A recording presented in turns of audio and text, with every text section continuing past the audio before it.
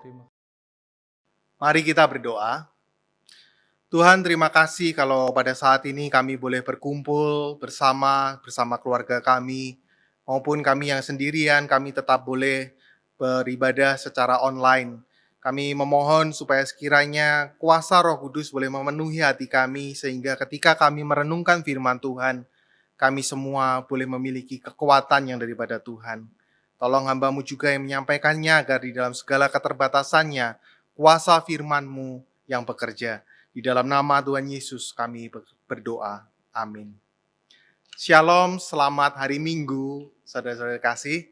Mari kita membaca satu bagian firman Tuhan yang ada di dalam Kisah Para Rasul pasal 2. Kisah Para Rasul pasal 2 ayat 14 sampai 16.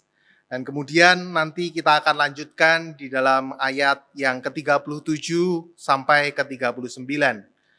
Kisah Para Rasul pasal 2 ayat 14 sampai 16, saya akan bacakan untuk Bapak Ibu Saudara kasih, kita semua boleh mendengarkannya. Maka bangkitlah Petrus berdiri dengan ke-11 rasul itu, dan dengan suara nyaring ia berkata kepada mereka, "Hai kamu orang Yahudi dan kamu semua yang tinggal di Yerusalem, ketahuilah dan camkanlah perkataanku ini. Orang-orang ini tidak mabuk seperti yang kamu sangka karena hari baru pukul 9. Tetapi itulah yang difirmankan Allah dengan perantaraan Nabi Yoel." Kita lanjutkan di dalam ayat 37 sampai ke 39. Ketika mereka mendengar hal itu, hati mereka sangat terharu. Lalu mereka bertanya kepada Petrus dan rasul-rasul yang lain, "Apakah yang harus kami perbuat, saudara-saudara?" Jawab Petrus kepada mereka, "Bertobatlah dan hendaklah kamu masing-masing memberi dirimu dibaptis di dalam nama Yesus Kristus untuk pengampunan dosamu. Maka kamu akan menerima karunia Roh Kudus. Sebab bagi kamulah janji itu, dan bagi anak-anakmu, dan bagi orang yang masih jauh, yaitu sebanyak yang akan dipanggil oleh Tuhan Allah kita." Selamat merayakan Pentakosta, Bapak Ibu Saudara kasih. Hari ini kita masuk di dalam perayaan Pentakosta. Sebuah perayaan yang dirayakan cukup besar oleh gereja-gereja di dalam sejarah. Tetapi sepanjang saya menjadi orang Kristen, sepertinya perayaan Pentakosta di gereja-gereja, ya sejauh yang saya amati, tidak terlalu dirayakan dengan sungguh-sungguh. Pentakosta seakan-akan hanya menjadi ornamen di dalam kalender gereja, di mana bintang utamanya adalah Natal dan kemudian dilanjutkan dengan Paskah. Tetapi Pentakosta seakan menjadi sebuah perayaan yang terpinggirkan. Perayaan itu biasanya maksimal diisi dengan khotbah tentang Pentakosta. Memang ada anggapan bahwa merayakan Pentakosta bukan satu hal yang terlalu penting hari ini untuk dirayakan. Karena banyak orang yang beranggapan itu peristiwa yang sudah terjadi dahulu, tidak akan terulang kembali. Lalu apa sih pentingnya kita merayakan Pentakosta ini? Banyak teolog meyakini Pentakosta adalah hari lahirnya gereja. Tetapi juga ada orang-orang yang membantah, teolog-teolog yang lain yang membantah bahwa gereja sebenarnya sudah lahir sejak Allah merancangkan keselamatan melalui bangsa Israel. Tetapi kalau kita boleh melihat, sebenarnya lebih tepat kalau kita memaknai Pentakosta sebagai sebuah perayaan ulang tahun gereja. Mirip hari ini seperti hari kita merayakan anak kita yang gadis, yang ketika dia menginjak usia sweet 17, ya usia 17 tahun. Dan kemudian kita merayakannya. Gereja sudah menjadi seorang mempelai Kristus yang berdandan dan siap untuk menyambut dunia. Tetapi merayakan Pentakosta sebenarnya jauh lebih penting daripada sekedar merayakan ulang tahun gereja, karena kuasa Pentakosta adalah kuasa yang dahsyat yang membakar gereja-gereja sepanjang sejarah. Kuasa dahsyat Allah yang diberikan pada gerejanya untuk membawa kerajaan Allah di muka bumi ini. Dan sayangnya saudara, kuasa dahsyat Pentakosta ini seringkali dimaknai banyak orang sebagai kuasa-kuasa yang supranatural saja. Mereka melihatnya dari kacamata supranatural. Secara khusus, kalau melihat rujukan dari kisah para rasul, berarti kuasa berbahasa roh, kuasa bernubuat, dan melakukan berbagai mukjizat. Padahal kuasa Pentakosta lebih besar daripada itu semua. Gak jarang banyak dari kita merasa kecil hati karena kita merasa terpinggirkan. Saya gak pernah mengalami kuasa-kuasa demikian. Kita merasa kita orang-orang yang biasa-biasa saja. Kita bukan Avengers. Saya mediocre, biasa-biasa aja, ordinary people. Kita jadi merasa gak bisa menghidupi kuasa Pentakosta itu. Lalu bagaimana sebaiknya kita memahami kuasa Pentakosta? Kuasa Pentakosta lebih tepat dipahami dari kacamata perjanjian Allah. Kacamata covenant Allah dengan umatnya, yaitu janji Allah yang ditepati, dan janji Allah yang diperbaharui, dan kemudian janji Allah yang disertai. Untuk memudahkan kita mengingatnya, saya memberikan singkatan BCS, Broad Covenant, Continued Covenant, dan Supported Covenant. Pertama, janji Allah yang ditepati atau Broad Covenant untuk menerima dan memakai semua orang dari berbagai latar belakang. Dalam bagian perikop yang tadi kita baca, orang-orang Israel dari berbagai penjuru dunia, ditulis di situ ada Partia, Media, Elam, Libya, Asia, datang ke Yerusalem untuk mereka merayakan hari Pentakosta. Saudara, di dalam zaman perjanjian lama, Pentakosta itu adalah hari raya panen. Hari raya panen yang dirayakan 50 hari setelah merayakan Paskah yang dimaknai mereka sebagai pelepasan penjajahan Mesir. Bangsa Israel yang dijajah Mesir, mereka dilepaskan oleh Allah mereka. Dan kemudian mereka berjalan ke tanah perjanjian. Hari Raya Panen ini merupakan sebuah celebration bangsa Israel ketika mereka dituntun Allah keluar dari tanah Mesir dan kemudian mereka masuk ke dalam tanah Kanaan. Di mana ketika mereka masuk ke dalam tanah Kanaan, mereka bisa bercocok tanam, mereka bisa masuk ke dalam tanah yang limpah susu dan madu itu, dan Allah menepati janjinya. Mereka bisa mendapatkan pemeliharaan Allah dengan masuk ke tanah perjanjian. Hari Raya Panen itu juga menandai beralihnya pemeliharaan supranatural Allah yang semula Allah memelihara bangsa Israel secara supranatural dengan menurunkan hujan mana dari langit. Kemudian bangsa Israel masuk ke tanah Kanaan. Bangsa Israel dipelihara oleh Allah melalui cara yang natural. Bercocok tanam, bekerja, mengusahakan tanah itu. Dan kemudian mereka bisa menikmati hasilnya. Seringkali saudara kita hanya terkagum dengan Allah ketika Allah melakukan perkara yang besar buat kita. Dan kita memaknai perkara besar itu dalam hal-hal yang supranatural. Kita sampai lupa di dalam hal-hal yang biasa, hal-hal yang natural yang kita amati hari ini. Ketika kita bekerja dan kita bisa makan, itu pun adalah pemeliharaan Allah yang luar biasa. Saudara, di dalam bagian ini mereka mau merayakan Pentakosta. Murid-murid Yesus bersama orang percaya berkumpul, berdoa di ruang atas. Mereka menuruti perintah Yesus untuk berkumpul dan berdoa menantikan Roh Kudus.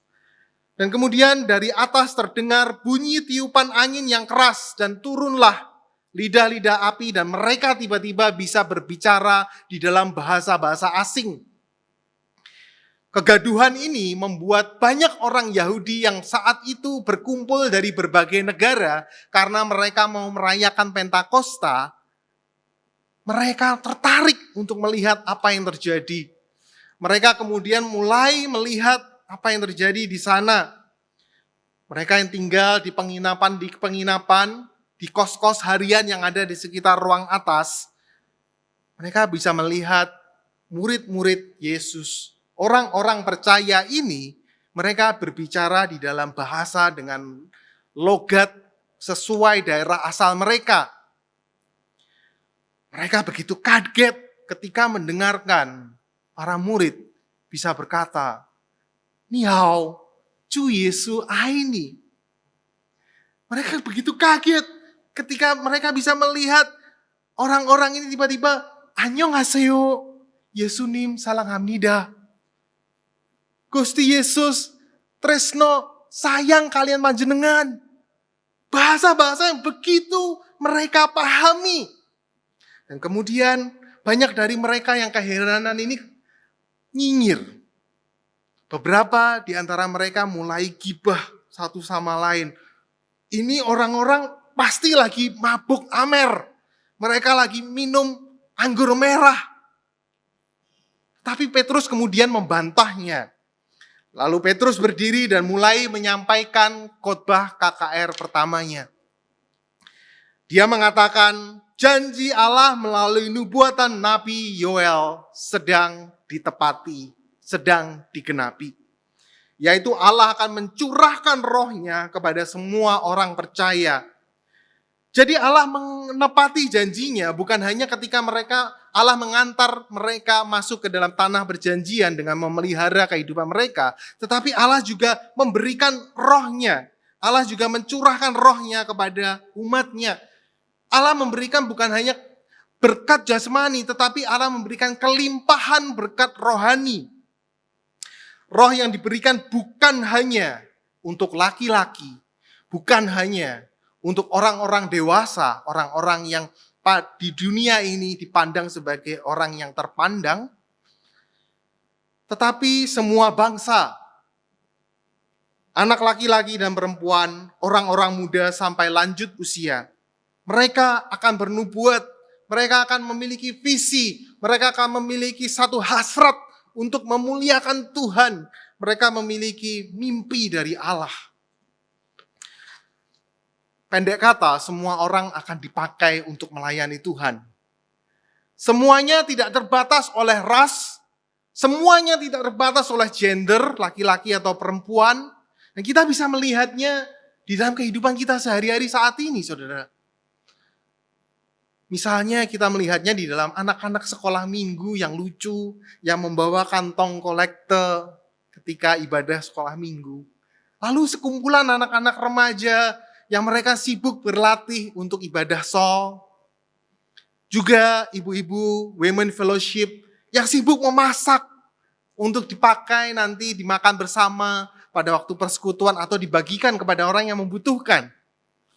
Kita juga bisa melihatnya di dalam diri pemuda-pemuda, baik yang sipit maupun berkulit hitam, mereka yang latihan kor bersama untuk nanti bisa memuji Allah di hari Minggu. Kita bisa melihat hal itu, saudara. Kita juga bisa melihatnya di dalam diri koko-koko atau mas-mas pedagang.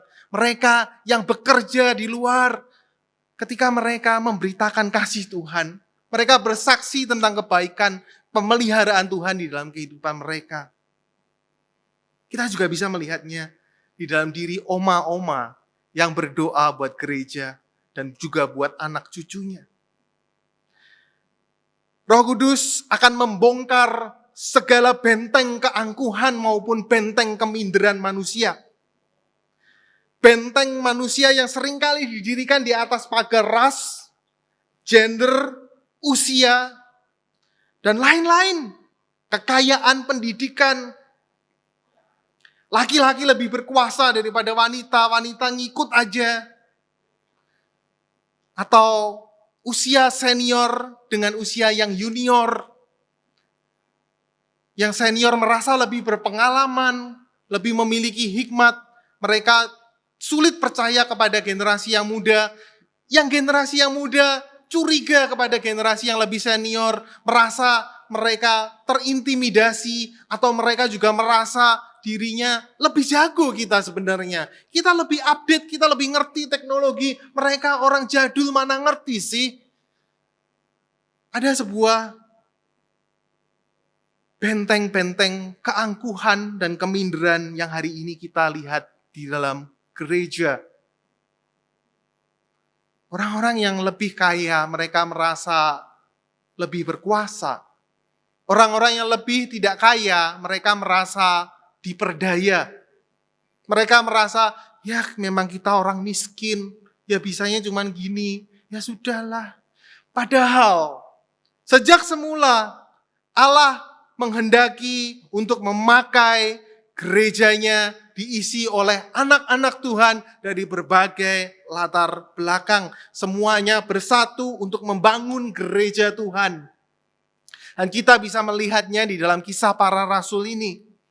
Saudara, kuasa Pentakosta akan merobohkan benteng rapuh, keangkuhan, dan keminderan manusia yang seringkali memisahkan kita dengan yang lainnya. Kuasa Pentakosta adalah penggenapan janji Allah yang ditepati, broad covenant, untuk menerima dan memakai semua orang. Saudara, Israel tidak pernah dibentuk Allah untuk membesarkan nama Israel sendiri. Israel dipakai Allah untuk membesarkan nama Tuhan dengan mengabarkan kabar baik, dengan menjadi berkat bagi bangsa-bangsa. Selanjutnya kita melihat kuasa Pentakosta ini dari janji Allah yang diperbaharui. Continued covenant. Kuasa Pentakosta dari janji Allah yang diperbaharui. Saudara, konteks dari nubuatan Nabi Yoel adalah panggilan Allah agar seluruh umat Israel bertobat.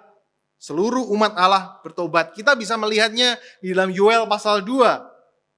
Panggilan Allah ini sebelumnya didahului oleh hajaran Allah kepada bangsa Israel karena mereka terus-menerus memberontak kepada Allah, karena mereka memilih untuk menyembah ilah-ilah asing, karena mereka memilih untuk mencintai dunia ini daripada mencintai Allah. Dan Allah menghajar mereka dengan tulah belalang yang memakan habis aset harta benda mereka. Kita bisa melihatnya di Yoel pasal 1 ayat 10, ladang sudah musnah, tanah berkabung, gandum musnah, buah anggur kering, minyak menipis. Harga properti anjlok, indeks harga saham gabungan runtuh, kurs mata uang mereka anjlok, dan juga saham-saham blue chips mereka tidak bisa diandalkan. Rontok, ambyar. Saudara, di saat perih ini Allah seakan menambahkan garam pada luka bangsa Israel. Dengan mengatakan bahwa kedatangan hari Tuhan sudah dekat. Yang digambarkan dengan tanda-tanda matahari menjadi gelap gulita, bulan menjadi darah. Dan hal ini kita juga bisa lihat di kisah Rasul pasal 2 ini. Namun kemudian Allah memanggil mereka di tengah luka mereka, di tengah kesendirian mereka, di tengah keputusasaan mereka. Allah memanggil mereka yang memberontak dengan berfirman demikian. Tetapi sekarang juga berbaliklah kepadaku dengan segenap hatimu, dengan berpuasa, dengan menangis, dan dengan mengaduh. Koyakkanlah hatimu dan jangan pakaianmu. Bertobatlah sungguh-sungguh. Jangan tobat kumat. Berbaliklah kepada Tuhan Allahmu sebab Ia pengasih dan penyayang, panjang sabar dan berlimpah kasih setia. Yoel pasal 2 ayat 12-13. Jika mereka bertobat dan kembali kepada Tuhan, maka Tuhan akan kembali memulihkan keadaan mereka. Tuhan akan memberikan mereka kelimpahan berkat, di mana lumbung-lumbung gandum mereka akan over capacity, penuh, melimpah. Dan mereka akan menikmati persekutuan dengan Tuhan. Mereka merayakan kebersamaan dengan Tuhan, mereka akan menjadi makan dan menjadi kenyang. Saudara, seruan pertobatan Allah melalui Nabi Yoel ini kembali disuarakan Rasul Petrus ketika dia berkhotbah di kisah para Rasul 2. Hari Tuhan akan datang, bertobatlah dari segala dosamu. Barang siapa berseru kepada nama Tuhan akan diselamatkan. Allah akan kembali memulihkan dan menyelamatkan mereka yang bertobat, mereka yang percaya. Janji Allah akan diperbaharui. Dosa apa sih sebenarnya yang mereka lakukan? Mereka memberontak melawan hukum Allah. Dan pada dasarnya kita semua memberontak hukum Allah. Semua manusia celaka karena kita semua telah berdosa. Kita telah melawan Allah. Karena kita juga menyalibkan Yesus dengan dosa-dosa kita. Pribadi Yesus sebagai Tuhan dan Juru Selamat yang disalibkan ini kemudian dijelaskan Rasul Petrus di dalam khotbahnya. Saudara, tentu orang-orang saat itu tahu siapa Yesus. Pembicaraan tentang Yesus menjadi pembicaraan yang sangat trending. Peristiwa itu baru saja terjadi. Yesus yang disebut Mesias, yang disebut Tuhan, disalibkan. Dan bangkit pada hari ketiga. Dan kemudian naik ke surga. Mereka tahu berita itu. Dan selanjutnya setelah jemaat mendengarkan khotbah KKR dari Petrus, mereka mulai meneteskan air mata. Dikatakan di ayat 37, mereka sangat terharu. Di dalam bahasa aslinya lebih tepat diterjemahkan, hati mereka tertusuk. Hati mereka teriris. Hati mereka berduka. Khotbah Petrus yang diurapi oleh Roh Kudus. Seperti pisau bedah yang membelah dada mereka. Mengambil hati mereka yang keras. Melebihi kerasnya orang yang terkena sirosis stadium yang akhir. Hati itu diambil, hati yang keras itu. Dan diganti oleh Allah dengan hati yang lemah lembut. Hati yang mencintai Tuhan. Hati yang tunduk, takut, takluk kepada Tuhan. Saudara, ketika kisah para rasul ini selesai ditulis, orang-orang Yahudi merayakan Pentakosta dengan penambahan makna. Kalau tadinya adalah perayaan hari panen, kali ini dikaitkan dengan hari raya turunnya 10 perintah Allah pada bangsa Israel di Gunung Sinai. Sumber-sumber tradisi rabbinik dan tulisan dari Philo, seorang sejarawan dan filsuf Yahudi, mengatakan ada peristiwa penampakan yang mirip yang terjadi pada saat itu di Gunung Sinai dengan yang terjadi di ruang atas di tempat para murid ini berdoa. Ada kemiripan di sana. Di Gunung Sinai, setelah Allah mengucapkan firman-Nya dalam 10 perintah Allah, terdengarlah suara guntur. Tiupan angin yang begitu keras, tiupan sangkakala, kemudian terlihat gunung berasap dan kilat yang sambung menyambung. Nah, di dalam catatan rabbinik dan Philo ini, mengatakan penampakan itu mereka lihat di dalam turunnya lidah-lidah api. Jadi peristiwa di Gunung Sinai ternyata juga ada lidah-lidah api yang turun. Dan peristiwa ini kembali terulang. Di dalam kisah para rasul, lidah-lidah api yang turun menghinggapi orang percaya. Sehingga mereka bisa berbahasa asing, mengabarkan berita Tuhan. Di dalam bahasa-bahasa yang asing, Allah memperbaharui janjinya dengan menaruh firman-Nya, kehendaknya, dirinya sendiri di dalam diri orang percaya, saudara. Orang-orang Yahudi yang percaya, mereka keluar dari cangkangnya. Mereka yang dulunya berpikir kerajaan Israel untuk Israel, mereka jadi sadar bahwa kerajaan Israel tidak pernah untuk Israel, tetapi kerajaan Israel adalah untuk kemuliaan Allah. Untuk menjadi berkat bagi dunia. Mereka sadar. Dan orang-orang percaya hari ini, mereka juga keluar dari cangkangnya. Mereka tidak lagi berpikir tentang bagi saya, untuk keluarga saya, atau bahkan untuk gereja saya. Tetapi semua untuk kemuliaan Tuhan. Mindset mereka berubah. Dari my kingdom come menjadi thy kingdom come. Mindset mereka berubah dari kerajaanku datanglah.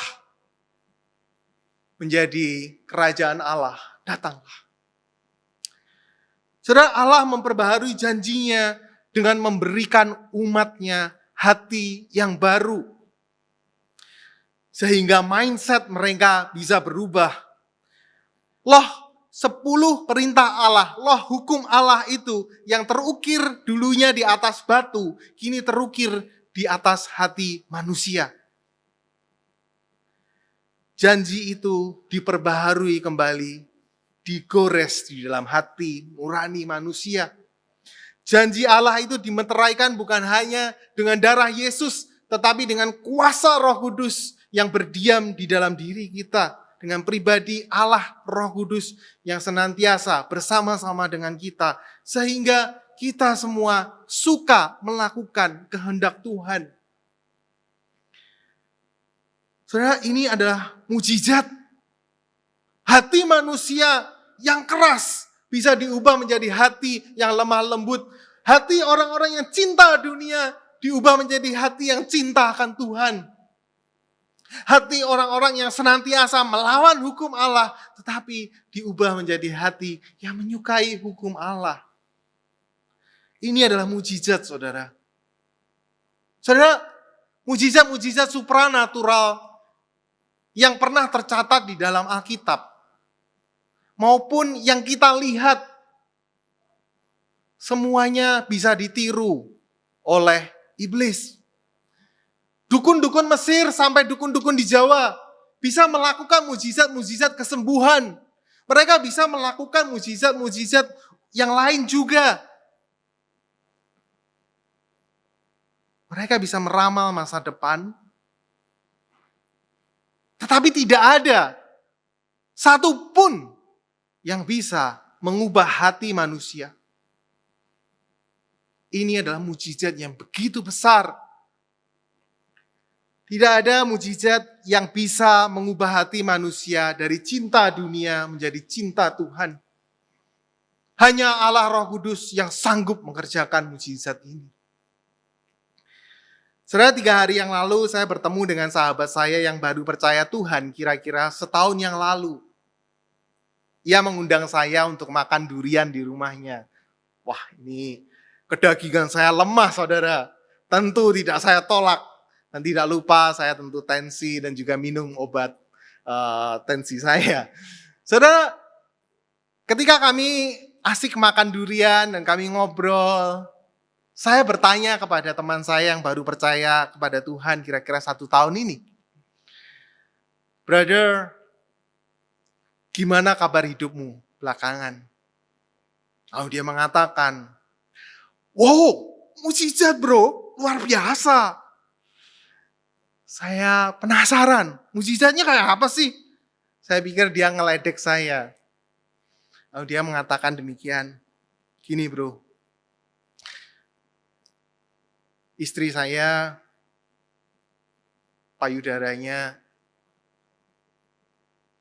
keluar cairan. Tumornya sepertinya mulai kambuh. Tumornya sepertinya menjadi kanker sekarang. Dan kemudian kerjaan saya tetap jalan sih, tapi minus. Karena kerjaan sepi banget. Dan juga saya harus utang bank untuk membayar gaji pegawai. Dalam hati saya mikir, ini mujizat kayak piye to iki? Mujizat seperti apa ini? Dan dia melihat wajah saya yang kebingungan dan dia mengatakan demikian. Mujizatnya itu ya bro, aku sekarang bisa praktek iman. Aku bisa mempraktekkan imanku di dalam Tuhan.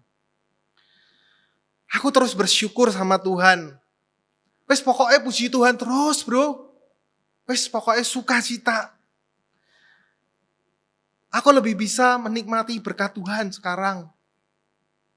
Ketika aku dapat orderan, walaupun cuannya tipis, untungnya sedikit, aku puji Tuhan, haleluya.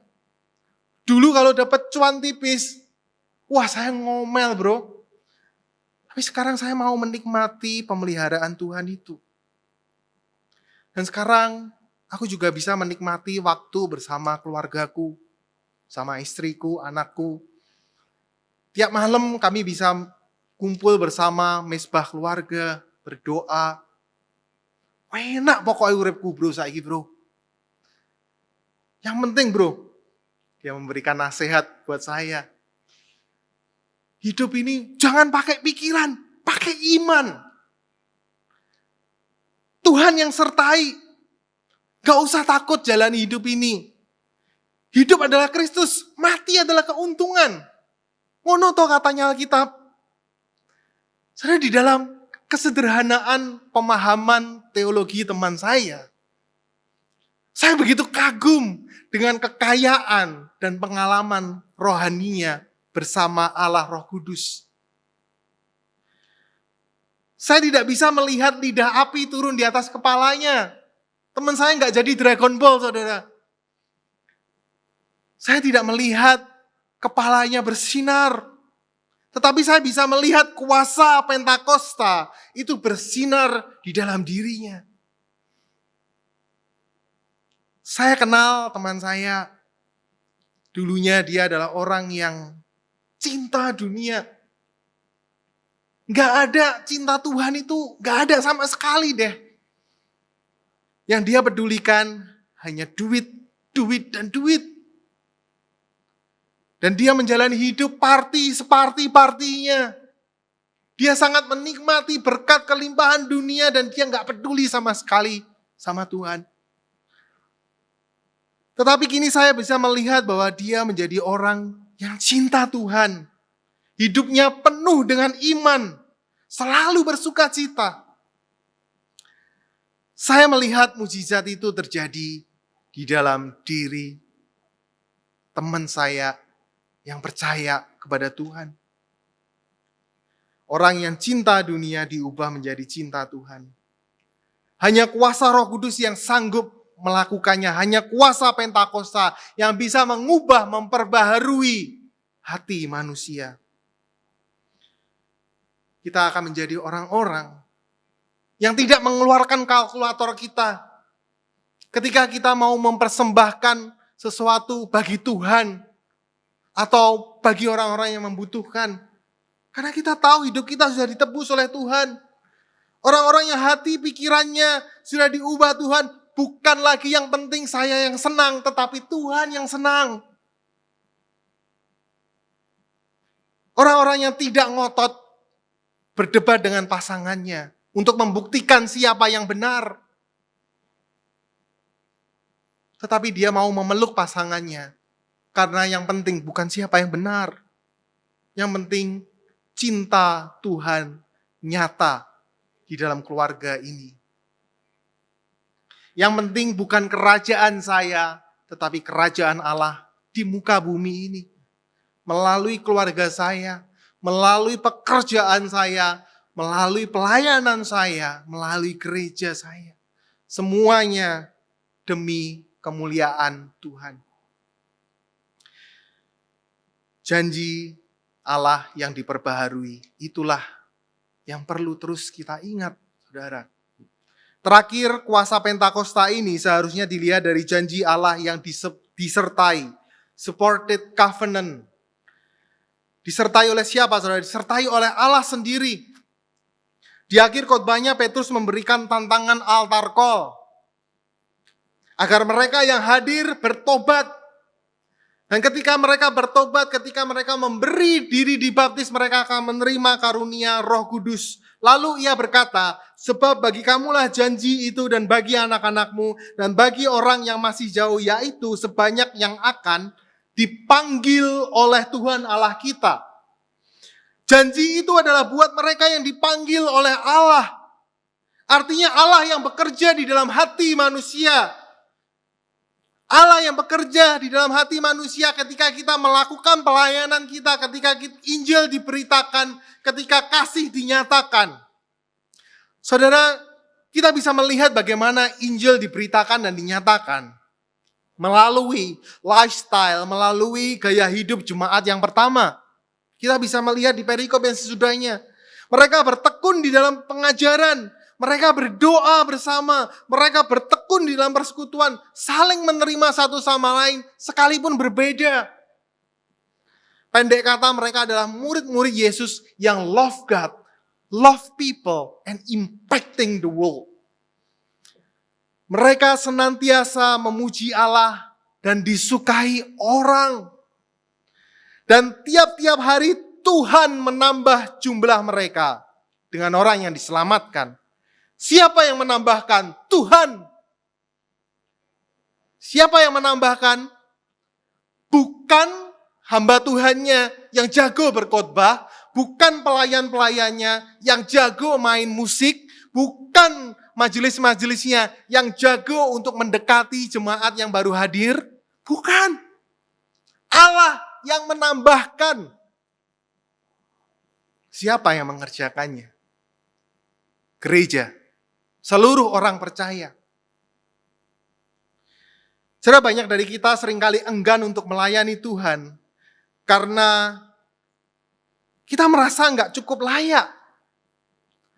Kita merasa bahwa kita belum siap. Kita juga merasa, ya kalau saya melayani ada hasilnya. Kalau nggak ada hasilnya. Terlebih ketika kita memberitakan Injil, kita seringkali takut ditolak. Saudara, kuasa Pentakosta akan membuat kita berani untuk mengambil resiko. Sekalipun kita ditolak, sekalipun bahkan kita rugi, sekalipun bahkan kita terancam. Saudara, pada saat ini saya berkhotbah di gereja Kalam Kudus Green Garden.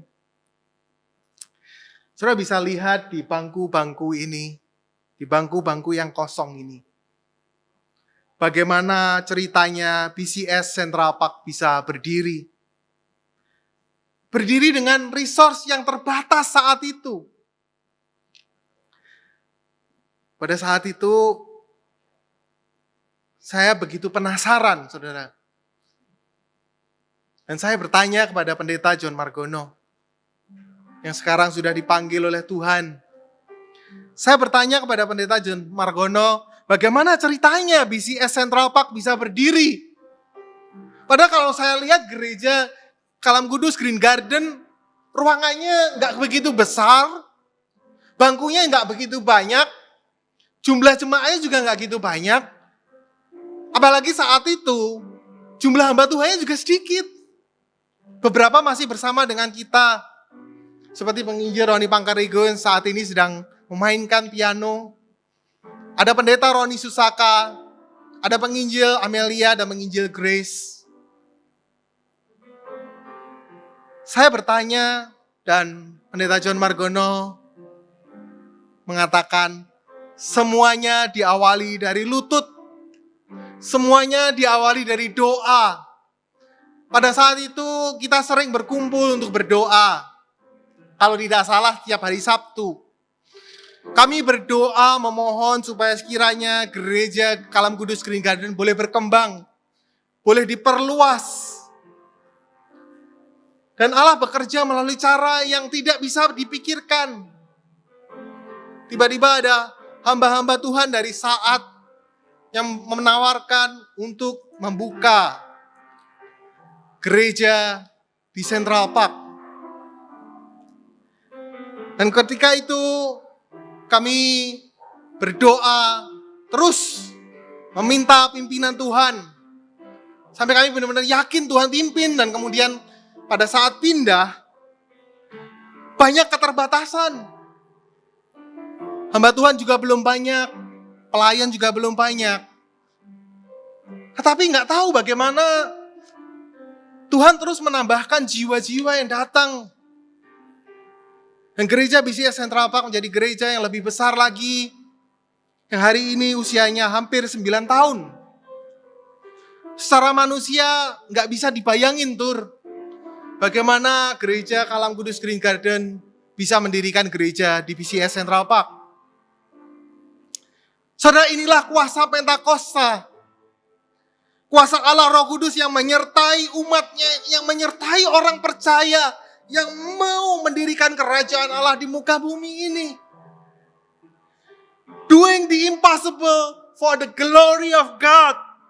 Inilah kuasa Pentakosta, saudara. Dan kita bisa melakukannya. Kita juga berani melakukannya karena kita tahu Allah menyertai kita. Sedang merayakan Pentakosta berarti kita merayakan janji Allah yang ditepati, broad covenant. Untuk menerima dan memakai semua orang dari berbagai latar belakang.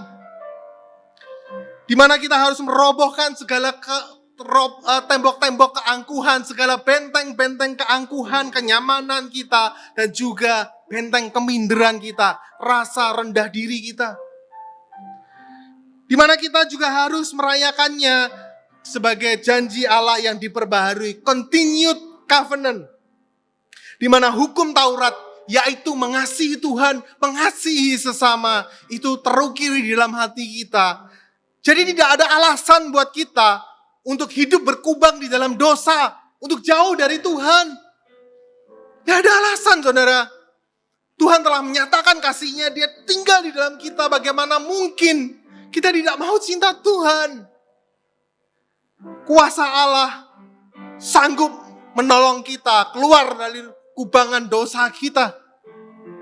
Kuasa Allah Roh Kudus sanggup menolong kita semakin hari semakin diperbaharui. Dan merayakan Pentakosta berarti kita merayakan janji Allah yang disertai oleh Allah sendiri. Doing the impossible for the glory of God. Tidak ada alasan bagi kita untuk tidak berani membayar harga buat Tuhan. Tidak ada alasan bagi kita untuk undur dari pelayanan. Tidak ada alasan bagi kita untuk kecewa. Tidak ada alasan bagi kita untuk takut melayani, untuk bersaksi Injil bagi saudara-saudara kita yang belum percaya. Tuhan yang akan maju berperang bagi kita. Dengan demikian merayakan Pentakosta sesungguhnya challenging, saudara. Sesungguhnya sangat menantang merayakan Pentakosta itu. Tidak cukup hanya mendengar khotbah tentang Pentakosta, nggak cukup, saudara. Kita perlu menghidupi kuasa Pentakosta itu. Kita perlu mengalami dan menghidupi kuasa Pentakosta di dalam kehidupan pribadi kita, di dalam keluarga kita, di dalam gereja kita, di dalam masyarakat di mana kita berada. Kuasa Pentakosta harus ditampilkan di dalam kehidupan yang berbuah. Kehidupan yang menjadi berkat bagi dunia. Saudara, kita bersyukur bahwa selama 10 hari ini Gereja Kalam Kudus, BCS Central Park, Gereja Kalam Kudus, Green Garden, Gereja Kalam Kudus, Kelapa Gading, dan Bekasi bisa merayakan Pentakosta dengan berdoa selama 10 hari. Seluruh jemaat bersatu hati, laki-laki, perempuan, tua, muda, yang kaya dengan yang kurang kaya, semua berkumpul, semua saling mendoakan, saling bersatu hati. Yang lebih luar biasa, saudara, persekutuan doa ini kita adakan secara online, kita bertemu di udara. Saya nggak bisa bayangin loh, bagaimana oma-oma, opa-opa yang sudah lanjut usia, mereka harus belajar teknologi kekinian untuk bisa berdoa. Dan saya juga melihat anak-anak muda yang membantu opanya, yang membantu papanya, membantu omanya, supaya mereka bisa menggunakan gadgetnya untuk doa online. Wow, saudara, semangat Pentakosta ini kiranya terus hidup di dalam diri kita. Tidak hanya berhenti pada saat kita berdoa 10 hari, tetapi terus berlanjut. Saudara, tanpa kuasa Pentakosta, kita hanya akan menjadi orang-orang yang bisa cerita tentang Yesus. Tetapi dengan kuasa Pentakosta, kita akan menjadi orang-orang yang bisa menghidupi kuasa Yesus di dunia ini. Kuasa untuk mengasihi Tuhan, kuasa untuk mengasihi sesama, kuasa untuk memberitakan Injil, kabar baik, kabar pengampunan pada dunia yang terhilang ini. Tanpa kuasa Pentakosta, kita hanya bisa bercerita tentang sejarah gereja BCS Central Park. Tetapi dengan kuasa Pentakosta, kita bisa membuat sejarah bersama gereja BCS Central Park. di mana Tuhan memakai kita. Adakah saudara-saudara terpanggil untuk menghidupkan kuasa Pentakosta di dalam diri saudara? Adakah saudara-saudara yang saat ini mungkin belum percaya, yang mendengar berita Injil bahwa Yesus telah mati, disalibkan, dan bangkit untuk menebus dosa kita? Hatimu menjadi teriris, berduka, dan kau mau bertobat kembali kepada Tuhan. Katakanlah, aku mau kembali kepadamu Tuhan. Let's make history with God. Mari kita membuat sejarah bersama Allah di dalam kehidupan kita yang cuma sekali ini. Mari kita berdoa. Bapa di dalam surga, pada saat ini kami berdoa ya Tuhan, memohonkan supaya kiranya setiap jemaat-Mu boleh memiliki kekuatan, semangat untuk mereka menghidupkan diri mereka. Kuasa Pentakosta itu boleh tinggal di dalam diri mereka dan boleh mereka hidupi, saudara. Kami berdoa ya Tuhan supaya sekiranya Tuhan boleh menolong kami semua untuk boleh benar-benar bertumbuh menjadi anak-anak Tuhan yang semakin hari semakin cinta Tuhan, semakin hari semakin cinta sesama, dan semakin hari kami boleh menjadi berkat bagi dunia. Tolong gereja-Mu ya Tuhan, tolong gereja BCS Central Park, tolong gereja Kalam Kudus Green Garden, tolong gereja Kalam Kudus Kelapa Gading, dan tolong gereja Kalam Kudus Bekasi, agar kami semua boleh bertumbuh di dalam keserupaan seperti Yesus Kristus. Terima kasih Tuhan. Di dalam nama Tuhan Yesus kami berdoa. Amin.